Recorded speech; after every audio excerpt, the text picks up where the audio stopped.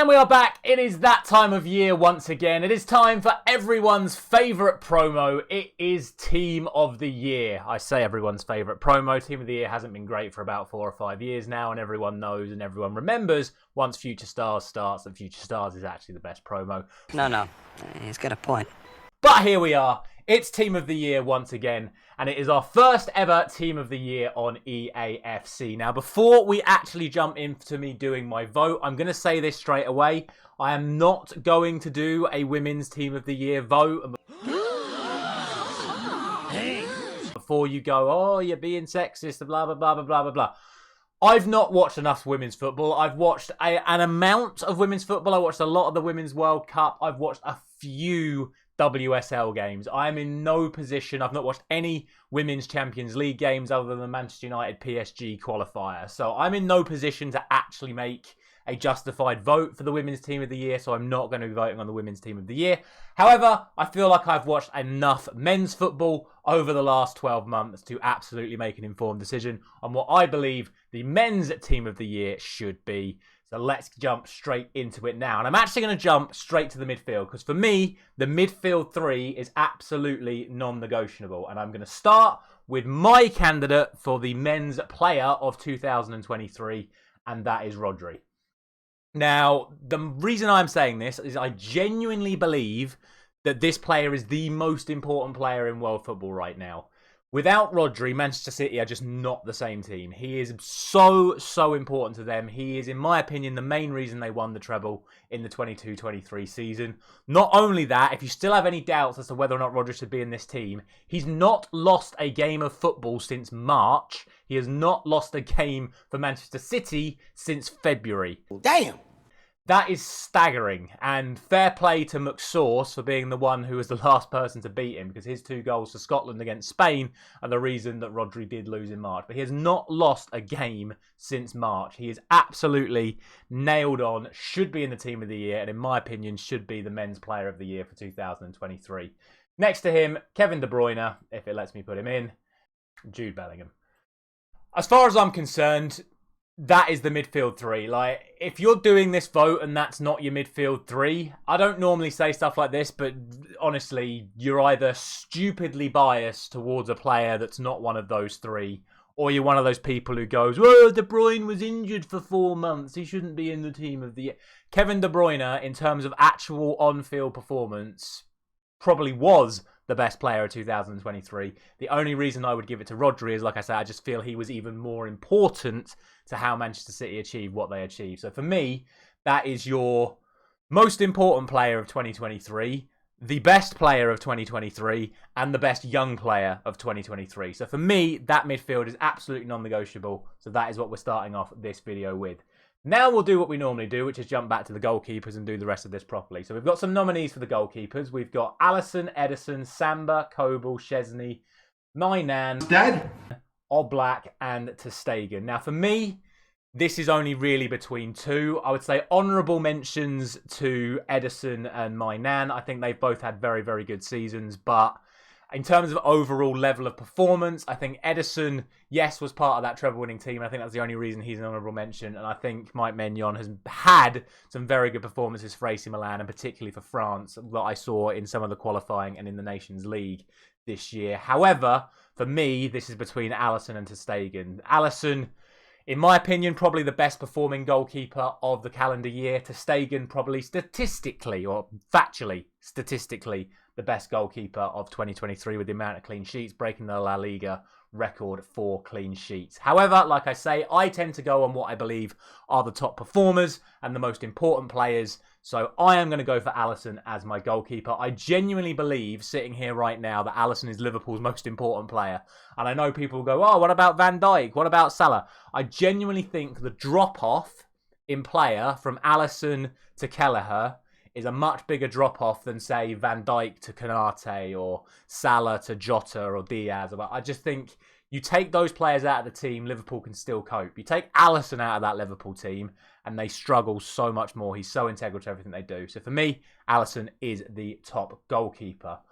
On to probably the toughest selection, due to the fact that I don't really think there have been too many outstanding defenders this year. I think There have been a lot of good performers, but again, as I spoke about with my team of the year last year, if it was down to me, I would have 3 defenders, and this time I would have 4 forwards. So I think there are 4 forwards that do deserve to be in the team of the year this year, but sadly only 3 will make it, and we have to go for 4 defenders. So I'm going to go for who I believe has been, again, the highest performing defender of the calendar year of 2023, and that is Virgil van Dijk. So he will go in first, and I've got 2 City and 2 Liverpool players in already. I hate my life, but it is what it is. Annoyingly, and I've looked through this list already. This could yet be a decisive moment, so late on. Dante!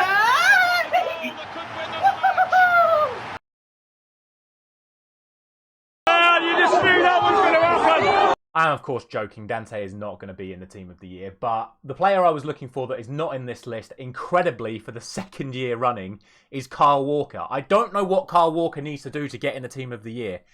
Again, so critical to how Manchester City play.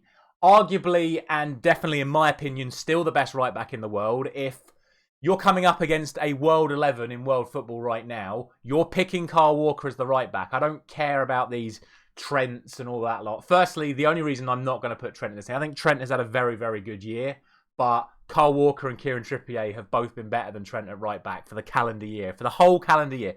Last 2 or 3 months, fine, Trent can have it, but the whole calendar year, Trippier and Kyle Walker have both been better than Trent, so that's why Trent's not getting in for me. But like I say, Kyle Walker is stupidly not in this vote, so Kyle Walker is obviously not going to get in the team. I will go for John Stones though, because I feel like you have to have one of those Manchester City players in that new shape where Walker was playing right back, right centre back. Jones has been Jones, and I'm Phil Jones. Stones has been playing right centre back, right CDM. His introduction to that position, again alongside Rodri in that midfield, is why things have gone so well. And for my final 2 players in defence, I'm actually going to go for 2 left backs. Firstly, I'm going to go for my favourite left back in world football, and that is Theo Hernandez. If you want any justification as to why he is in the team, just watch any performance or like any match highlights from AC Milan or France over the last 12 months. Theo Hernandez is absolutely phenomenal to watch. His athleticism, his pace, his power, his ball skills as well. He's such a talented footballer. Integral to AC Milan. I believe he's actually AC Milan captain now as well. Absolutely integral to them. He's become integral to France as well. I think he's going to have a very good summer with France at the Euros as well. And I do think as things stand right now, France are probably going to win the Euros as well. So I think he's thoroughly deserving of his spot in the team of the year. And the final one might come as a massive shock, but I don't think anyone can argue that it's not deserved. Firstly, honourable mention to William Saliba. Realistically, he should be the one that goes in here, again, just for overall performance. However, I think this guy has done so well that he actually flat out deserves to be in the team of the year, and that is Grimaldo. Playing for Benfica, it was always going to be a case of his stats and his numbers were just, oh, they're so good, but he is only playing for Benfica. He's gone to the Bundesliga, and not only has he continued to produce the numbers that he was producing at Benfica, he's actually doubled the numbers he had at Benfica, and we're only at the halfway stage for Bayer Leverkusen already. He's got something like 9 assists and 7 goals or something. He's playing left wing back for Bayer Leverkusen. They are top of the Bundesliga. They're unbeaten in like nearly 30 games now. And him and Frimpong, I'll say honourable mention to Frimpong as well, because his numbers are fantastic as well. But I think for me, to make that transition from a lesser league to one of the top 5 leagues, and then actually improve on the numbers that you'd already been producing, I think Grimaldo thoroughly deserves his spot in the team. He's got himself into the Spanish national team now as well. On his debut, shock horror, he contributed an assist as well. So fair play to him. He is going to be my final pick in the team of the year defence. On to the attackers then, and like I said earlier, I would give 4 spots to the attack, but we can only give 3, and what's even more annoying is I do believe that it is between 5. And those 5 are Erling Haaland, Kylian Mbappe, Mohamed Salah, Cristiano Ronaldo, and Harry Kane! And speaking of Harry Kane, honourable mention to Antoine Griezmann, who definitely deserves to be in this conversation as well. He's produced his best calendar year, both for Atletico Madrid and for France. And like I say, honourable mention, he's just not hit the sort of numbers that all the other players that I've just mentioned in that 5 have accomplished this year. You might be wondering, where's the Ballon d'Or winner, Lionel Messi? Why isn't he in surely he won the Ballon d'Or, it should be guaranteed. Lionel Messi should not even be in the conversation for the 2023 Team of the Year. For the calendar year, for the season 22-23, which won him the Ballon d'Or because he won the World Cup and he did good things with PSG, fine. I'll accept for 2022-23, you can put Messi in that team. For the calendar year, for the second half of the year with PSG, and for helping Inter Miami not finish bottom of the MLS, Lionel Messi shouldn't be anywhere near this team. And he's not produced the sort of numbers that the rest of these forwards have. For me, number 1 has to be Erling Haaland, so he gets in.